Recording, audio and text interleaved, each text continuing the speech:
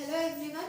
Last video तक हम बात कर रहे थे हमारे प्लाज्मा मेम्ब्रेन के बारे में। हम आपको बताए थे प्लाज्मा मेम्ब्रेन आपका सेलेक्टिवली परमिएबल होता है, वाटर के साथ सेमी परमिएबल की तरह बिहेव करता है, ऑस्मोसिस होता है ना।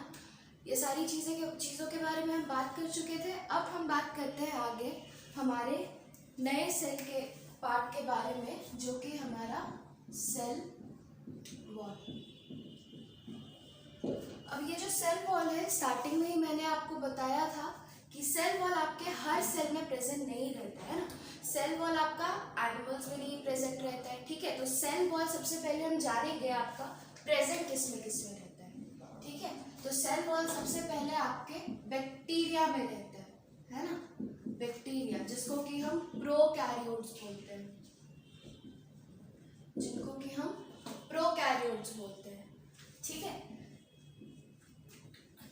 किंगडम प्रोटिस्टा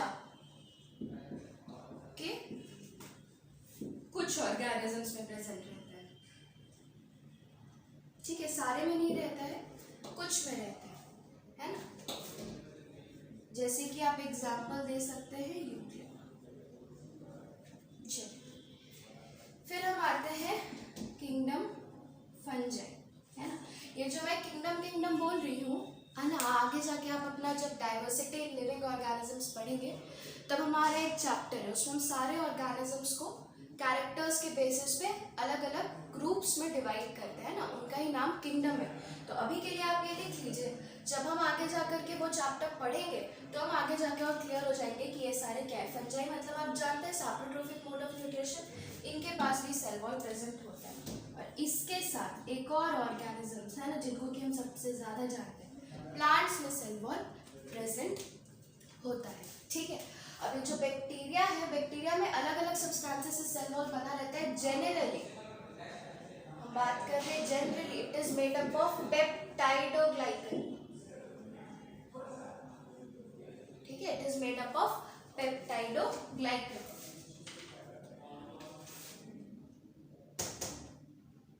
ठीक है। It is made up of peptidoglycan. Peptide मतलब कि प्रोटीन, ग्लाइकन मतलब कार्बोहाइड्रेट, ठीक है। उसके बाद प्रोटिस्टा का सेलुलोज से ही बना होता है, अगर रहता है तो इट इज लाइक सेल्यूलोज, ठीक है। फंजाई में आपका it is made up of chitin, it is made up of a carbohydrate called chitin, ठीक है। And plants it is made up of generally of अलग अलग चीजों से भी बना हो सकता है, लेकिन जनरली जो एक कॉमन मेरे को मिलता ही है that is made up of cellulose, ठीक है। अब ये जो किंगडम प्रोटिस्टा है, हम आगे जाके पढ़ेंगे, ये कनेक्टिंग लिंक होता है। इसमें हमको फंजाई जैसे भी ऑर्गेनिजम्स मिल सकते हैं, प्लांट जैसे भी मिल सकते हैं, एनिमल्स जैसे भी मिल सकते हैं। तो इसमें सेल्यूलोज के साथ मेरे को काइटिन का भी सेल वॉल मिल सकता है। आपको मेन क्या याद रखना है, आपको याद रखना है कि ये और एक ये, ठीक है। पेप्टाइडोग्लाइकन क्या होता है, जब हम क्लासिफिकेशन पढ़ेंगे हम आपको और अच्छे से बताएंगे। अब बात आती है कि सेल वॉल का जरूरत क्यों होता है, ये हम आपको स्टार्टिंग में भी बताए थे। तो हम बोले थे जैसे हम एनिमल्स है ना, वी आर मोटाइल, हम एक जगह से दूसरे जगह मूव कर सकते हैं, लेकिन कुछ ऑर्गेनिजम्स ऐसे होते हैं दे कैन नॉट मूव, है ना, वो अपने उसी जगह पे उनको रहना पड़ता है। तो वहां रहने की वजह से मान लीजिए बारिश आया है ना, अब आप ऑस्मोसिस पढ़ चुके हैं, आप प्लाज्मा मेम्ब्रेन का बिहेवियर के बारे में पढ़ चुके हैं। हम मान लेते हैं बारिश आया, आप थोड़ी देर मान लीजिए स्विमिंग पूल में, आपके हाथ कैसे स्वेल कर जाते हैं ना, you can not live in water always, आपको वहां से मूव करके जाना पड़ेगा। लेकिन कोई प्लांट है that is fixed in its place, है ना, वो अपने जगह पे वहीं पे फिक्स्ड है। अब हम मानते हैं बारिश आया तो क्या होगा, उसका cell will start swelling, because पानी जो है दैट इज प्योर फॉर्म, आपको पता है रेन वाटर प्योर फॉर्म होता है। तो प्योर होने की वजह से सेल के कंपैरिजन में रेन वाटर आपका हाइपोटोनिक हो जाएगा। हाइपोटोनिक होगा तो पानी का मूवमेंट किधर से किधर होगा, बाहर से लेके सेल के अंदर की तरफ होगा। अंदर मूव करने की वजह से क्या होगा, the cell will start swelling, है ना। और अगर आपका प्लाज्मा मेम्ब्रेन ही सिर्फ आउटर कवरिंग रहा है ऐसे केस में, तो क्या होगा, सेल आपका स्वेल करता जाएगा और एक टाइम आएगा जब सेल स्वेल करके आपका, है ना, फूल के बर्स्ट कर जाएगा, फूट जाएगा, बिकॉज प्लाज्मा मेम्ब्रेन उससे ज़्यादा वाटर अपने अंदर एकोमोडेट नहीं कर सकता है। तो नेचर ने इसके लिए उपाय क्या निकाला, ठीक है प्लाज्मा मेम्ब्रेन हमारा फ्लेक्सिबल लेयर है, it can change the shape, हम क्यों ना उसके बाहर एक और ऐसा लेयर लगा दे जो कि मेरा एकदम रिजिड हो स्ट्रक्चर में है ना, जो कि शेप ना चेंज करे। तो सेल वॉल जो होता है ना प्लांट्स में या जिसमें भी होता है, that is rigid in structure, है ना, कड़ा होता है, वो अपना शेप चेंज नहीं करता है। इसके वजह से क्या होता है, हम मान लेते हैं हाइपोटोनिक होने की वजह से वो पानी एब्जॉर्ब कर रहा है, प्लाज्मा में घूर रहा है। अब बाहर में अगर हम एक टाइट कवरिंग लगा दिए, एक रिजिड स्ट्रक्चर लगा दिए, तो रिजिड स्ट्रक्चर लगाने की वजह से क्या होगा, उसके वजह से एक लेवल तक ही वो फूलेगा, उसके बाद वो पानी एब्जॉर्ब ही नहीं कर पाएगा, क्योंकि वो सेल वॉल उसको बढ़ने ही नहीं देगा, है ना। तो सेल वॉल का अल्टीमेट फंक्शन क्या होता है, it is the protection of दो सेल्स, क्योंकि वो बाहर के एनवायरनमेंट में रहते हैं ना, ऐसे ही रहते हैं, ठीक। और उसके साथ आपका एडवर्स वेदर कंडीशन में या जो भी, the protection of the cell is the main function of the cell wall, ठीक है। चलिए, तो किससे किससे प्रोटेक्ट करता है, फंक्शन लिख लीजिए सेल वॉल का, it protects the cell, protects the cells, किससे किससे प्रोटेक्ट करता है, डैमेज होने से, है ना, it's just like a covering, कोई कवर किसी चीज को प्रोटेक्ट कर रहा है, डैमेज से प्रोटेक्ट करता है या फिर आपका डिजीजेस से प्रोटेक्ट करता है, ठीक है। ये हो गया आपका सेल वॉल का फंक्शन एंड किसमें प्रेजेंट होता है। अब हम जानेंगे कि ये सेल वॉल क्या होता है, कैसे होता है, किसमें रहता है, कितना लेयर होता है ना। तो हम अब जो सेल वॉल के बारे में पढ़ेंगे वो हम प्लांट को ध्यान में रखते हुए पढ़ेंगे, बिकॉज आपको डिटेल में प्लांट ही पढ़ना है ना।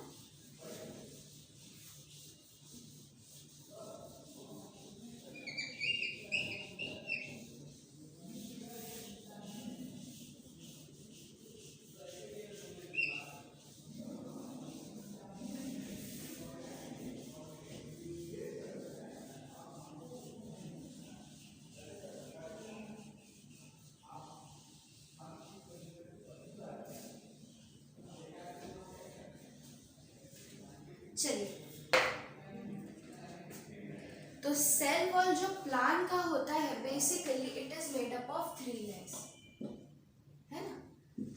आपका एक प्राइमरी लेयर, है ना, उसके बाद सेकेंडरी लेयर एंड एक और लेयर होता है that is middle lamella, that is middle lamella, ठीक। चलिए, लैमेला में सीधे रहते हैं,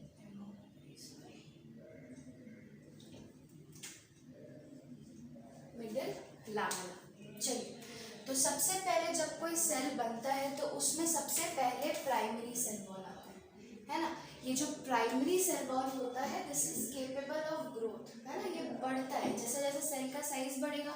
सबसे पहले स्टार्टिंग में सेल प्रोड्यूस होगा तो क्या होगा, सेल छोटा सा होगा, फिर जैसे जैसे सेल का साइज बढ़ेगा ये प्राइमरी सेल वॉल भी बढ़ेगा, है ना।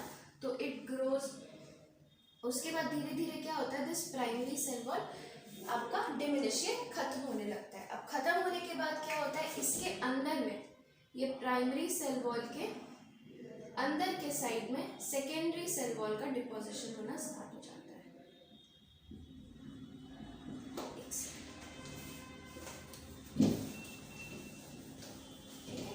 हम मानते हैं कि ये मेरा 2 प्लांट सेल है, ठीक है। ये जो ब्लैक से मैंने दिखाया हम मान लेते हैं इसको प्राइमरी सेल वॉल है, ठीक है। सेकेंडरी सेल वॉल जैसे जैसे जब फुल्ली मैच्योर हो गया, जब ये सेल अपना फुल साइज अटेन कर लिया, है ना, फिर क्या होता है, सेल के अंदर के साइड में, है ना, सेल के अंदर के साइड में आपका सेकेंडरी सेल वॉल का डिपोजिशन होना स्टार्ट हो जाता है, ठीक है। दिस इज सेकेंडरी सेल के अंदर की तरफ, है ना। और फिर जब ये हो जाता है उसके बाद आपका प्राइमरी सेल वॉल कई बार आपका डिसअपियर भी कर जाता है, और उसके साथ नेबरिंग सेल्स को, 2 अगल बगल के सेल को साथ रखने के लिए एक और सेल वॉल का लेयर 2 सेल के बीच में डिपॉजिट हो जाता है ना। ये 2 सेल है, इन दोनों सेल के बीच में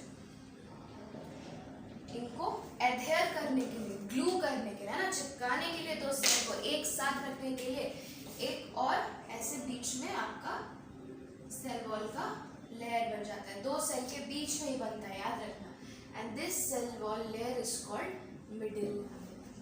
ठीक है, अब ये जो प्राइमरी सेल वॉल लेयर आपका होता है प्लांट्स में, हम बताएं आपको प्लांट्स की बात कर रहे हैं, primary cell wall layer is made up of cellulose. ठीक है, ये जो प्राइमरी लेयर आपका होता है that is made up of cellulose, है ना। मैंने आपको बताया प्लांट्स में सेल वॉल किसका बना होता है, सेलुलोज का बना होता है, तो primary is made up of cellulose. और भी बहुत सारे अलग अलग केमिकल से बना हो सकता है, but main is cellulose which is a carbohydrate, याद रखना है ना, सेलुलोज इज अ कार्बोहाइड्रेट। ठीक है, सेकेंडरी के बारे में आपको इतना नहीं जाना है। Middle lamella is made up of a structure, it is made up of a chemical called calcium pectate, calcium pectate. आप सोच रहे होंगे मैम इतना डेप्थ में पढ़ा रही हैं, तो मैम इतना डेप्थ में बहुत ज़्यादा नहीं पढ़ा रही हैं, थोड़ा मोड़ा पढ़ा रही है, इसलिए पढ़ा रही हैं आप लोग उन लोग के लिए जो आगे जाके 11th में या 12th में बायोलॉजी परस्यू करना चाहते हैं ना। तो अगर आपको बायो आगे नहीं पढ़ना है तो इतना याद रखने का ज़रूरत नहीं है, जो NCERT में आपके लिखा है नॉर्मल आप उतना भी याद रख सकते हैं। ठीक है, लेकिन सिंस कोचिंग है तो आपको थोड़ा एक्स्ट्रा तो पढ़ाएंगे, है ना। तो middle lamella it is made up of calcium pectate. ठीक है, चलिए ये हो गया आपका सेल वॉल। अब हम सेल वॉल से आगे बढ़ते हैं, सेल वॉल हमारा यहीं तक था। ठीक है, अच्छा इसके साथ हम आपको एक और चीज बताएंगे, that is phenomena of plasmolysis.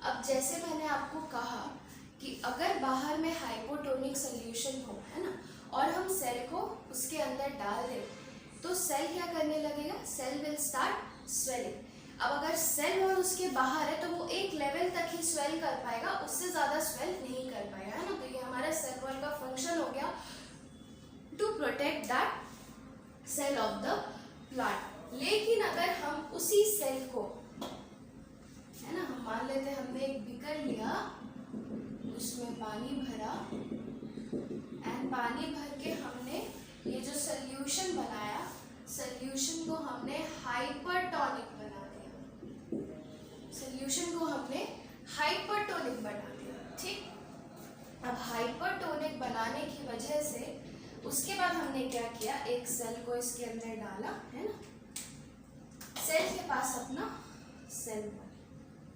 ठीक, अब देखिए, चलो, है ना, हाइपरटोनिक सॉल्यूशन में हमने सेल को डाला, सेल के पास अपना सेल वॉल है, हम मान लेते हैं। अब अगर नॉर्मल सेल होता जिसके पास सेल वॉल नहीं, तो ये सेल ऐसे ही श्रिंक करना स्टार्ट कर जाता।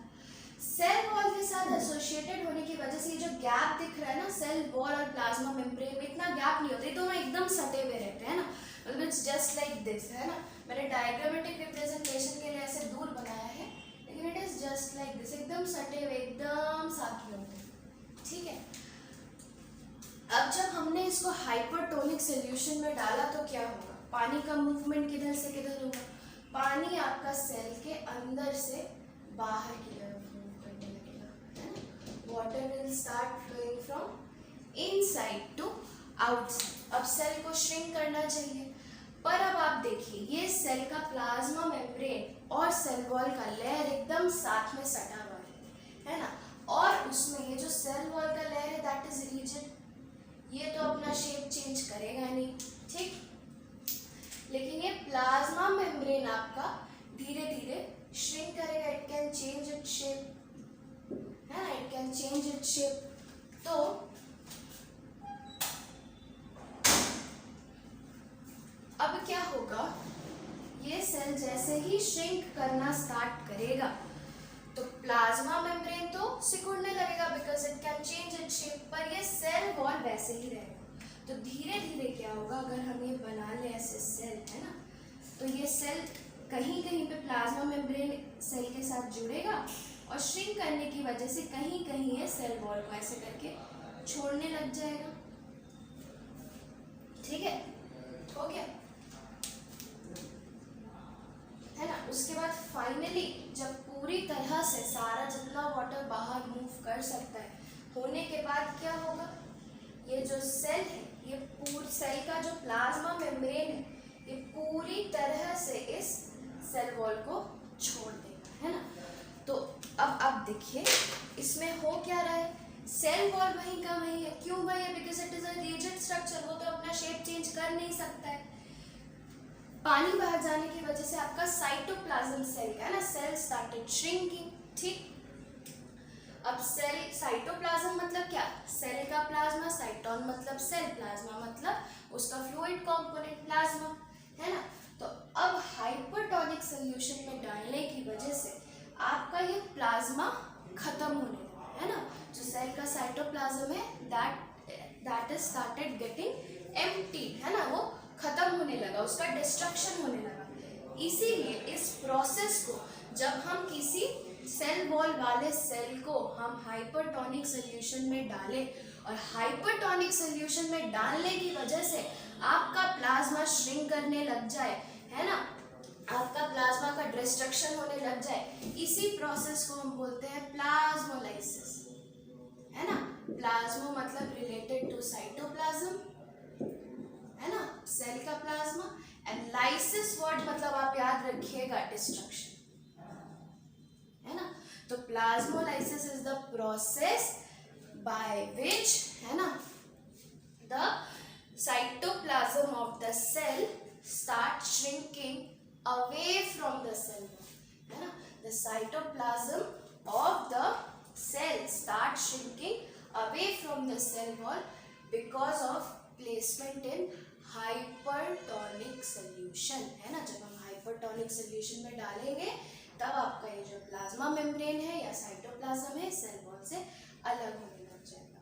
और जब ये पूरी तरह से सेल को छोड़ देगा, जब ये प्लाज्मा मेम्ब्रेन पूरी तरह से आपके सेल वॉल को छोड़ देगा तब हम इस सेल को बोलेंगे प्लाज्मोलाइज्ड सेल, है ना। तब हम इस सेल को बोलेंगे प्लाज्मोलाइज्ड सेल। प्लाज्मोलाइज्ड सेल कब हम बोलेंगे, प्लाज्मोलाइज्ड सेल हम तब बोलेंगे जब ये हर तरफ से ये जो प्लाज्मा मेम्ब्रेन है सेल के साथ अटैचमेंट छोड़ देगा, तब हम उसको प्लाज्मोलाइज्ड सेल बोलेंगे, है ना। So this is your process of plasmolysis, है ना। तो प्लाज्मोलाइसिस का अच्छे से डेफिनेशन लिख लो जो आपके एनसीईआरटी में दिया है ना। Due to loss of water,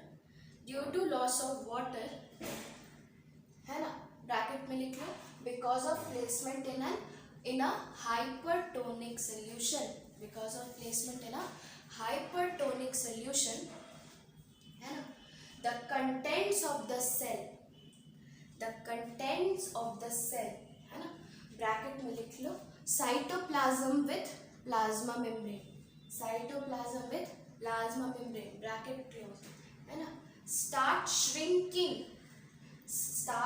shrinking away from the cell wall, start shrinking away from the cell wall, है ना।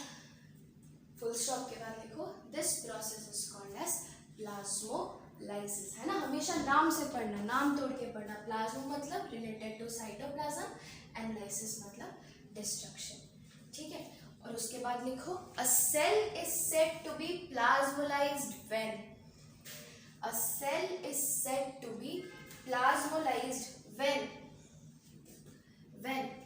there is no attachment, when there is no attachment between the plasma membrane and the cell wall, जब पूरी तरीके से plasma membrane cell wall को आपका छोड़ देगा तब हम कहेंगे कि मेरा सेल प्लाज्मोलाइज्ड हो चुका है, ठीक है।